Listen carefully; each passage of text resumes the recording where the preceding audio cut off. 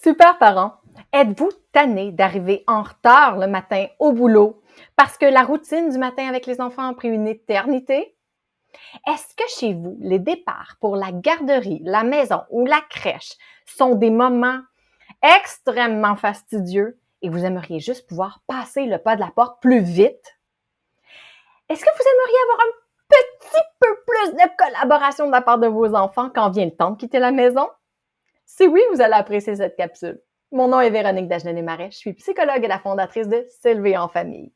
Et chez S'élever en famille, on aide des parents comme vous à relever les défis de la parentalité dans la bienveillance pour une vie de famille plus agréable pour tous. Alors, sans plus tarder, écoutez mes quelques stratégies pour vous aider à passer ces moments avec un petit peu plus de plaisir et vite et bien. Bonne écoute!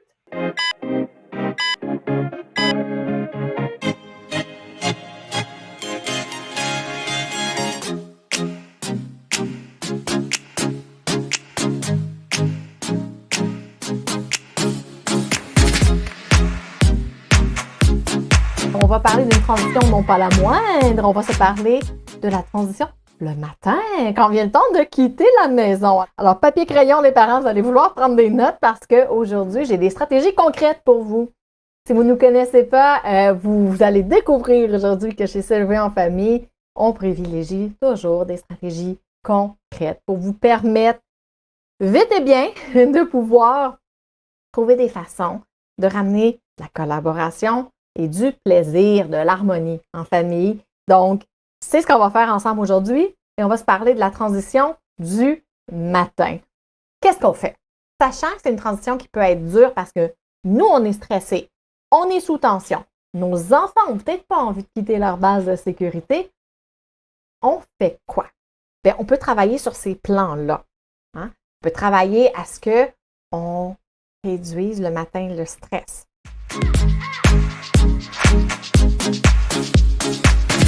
Il faut savoir que le stress est nécessaire dans la vie. Le stress, c'est ce qui fait qu'on se réveille le matin. Nos hormones de stress, là, littéralement, physiologiquement dans notre corps, c'est nécessaire. On en a besoin. Par contre, ce qui se produit, les parents, là, je vais vous demander, sur une échelle de 1 à 10, votre stress à vous, chers parents, au moment de quitter la maison, il est à combien? Prenons juste un instant pour réaliser votre niveau de stress n'est pas indépendant du niveau de stress que votre enfant va vivre.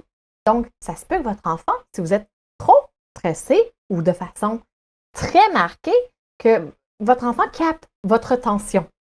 Fait que premier petit exercice, là, juste pour faire un petit bilan, sur mon échelle de 1 à 10, vous êtes où dans votre stress au moment ou dans les minutes, dans 10-15 minutes là, avant de passer la porte? Si vous vous dites là, que vous êtes dans le haut de mon échelle, que les matins, oui, sont stressants, ça peut valoir la peine de regarder qu'est-ce que vous pouvez faire en prévention pour diminuer ce stress-là. Qu'on pourrait mettre de côté ou qu'est-ce qu'on pourrait faire différemment pour que les matins soient un peu plus sereins. Parce que quand notre enfant capte notre stress, il va avoir une réponse de stress. Et vous savez, c'est quoi les réponses de stress? C'est des réponses très, très, très archaïques qu'on a depuis des millénaires en nous. L'attaque, la fuite ou le figement. Vous voulez aucune de ces réponses-là au moment de partir. Gardez votre propre stress en règle, hein, surveillez-le pour votre bien-être à vous. Chers parents, je vous en souhaite quand même des matins plus détendus, mais aussi parce que c'est contre-productif au niveau de la collaboration dans cette transition-là.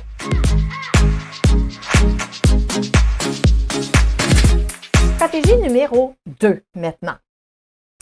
On va vouloir essayer d'aller chercher nos enfants dans des zones où ils restent détendus, sans réponse de stress ou enfin le moins possible.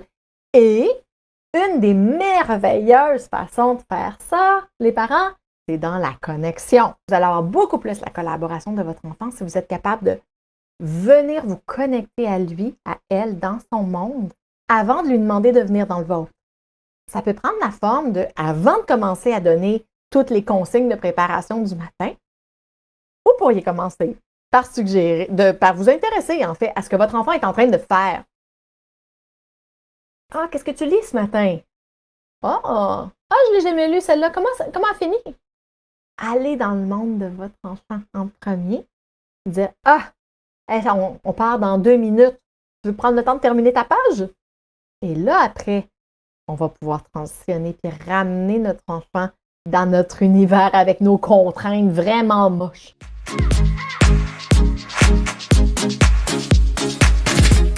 Une dernière stratégie qui aide, et là, je vais de ma stratégie numéro 3.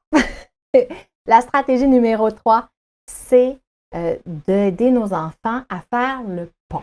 Faire un pont de séparation, c'est unir deux moments ou deux espaces ou deux situations où d'où notre enfant est à où notre enfant s'en va.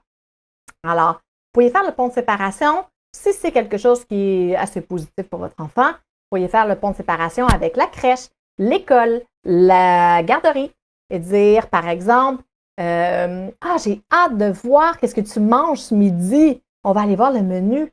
Hier, tu as mangé un riz aux haricots. Aujourd'hui, ça pourrait être quoi? Si c'est pas nécessairement positif, parce que votre enfant, on en a parlé, sa base de sécurité, c'est la maison, puis aime donc être à la maison, vous pouvez faire le pont de séparation avec le prochain moment où on revient à notre base de sécurité.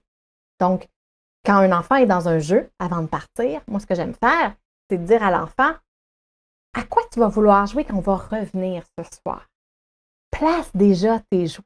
Alors moi, quand j'adopte cette stratégie-là comme parent, vous comprenez que je me donne quelques minutes prévues dans mon planning avant le départ. J'annonce le départ un peu plus tôt parce que je sais que mon enfant va avoir besoin de temps pour tergiverser, à savoir, est-ce qu'il va jouer avec les blocs de construction en bois ou plutôt les Legos? Ça va lui prendre un petit bout de temps à tergiverser.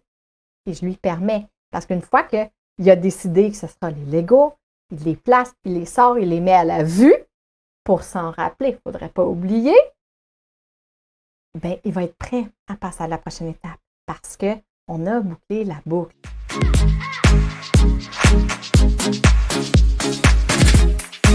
La stratégie numéro 4, c'est de faire les choses par le jeu.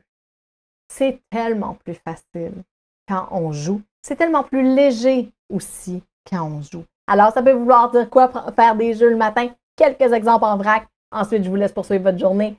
Ça peut être, par exemple, de faire la course avec votre enfant. Pas entre les enfants, on ne veut pas nourrir la compétition et la rivalité, mais avec vous. Et là, vous n'êtes pas bon. La course pour s'habiller. Vous avez de la misère. Vous mettez vos bottes, le mauvais pied, la mauvaise botte dans le mauvais pied.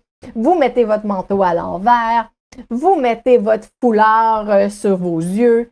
Bref, vous êtes maladroit, maladroite et vous laissez votre enfant gagner. Votre enfant va donner son meilleur, va sprinter, va se dépêcher, mais vous perdez. Une compétition amicale avec votre enfant comme ça, c'est beaucoup plus léger. On va rire de plaisir cette fois-ci, non pas un rire nerveux.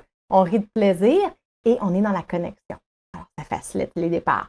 Alors, les parents, j'espère que c'était des stratégies utiles que je vous ai présentées aujourd'hui pour ramener de la douceur, de la complicité aussi dans vos transitions et on ne se le cachera pas, tout simplement plus de collaboration de la part de vos enfants. Alors, rappelez-vous ces petites stratégies-là que vous pouvez implanter dès aujourd'hui, dès demain. Testez, voir ce qui fonctionne le mieux pour votre enfant et surtout, laissez-nous savoir ce qui fonctionne bien chez vous.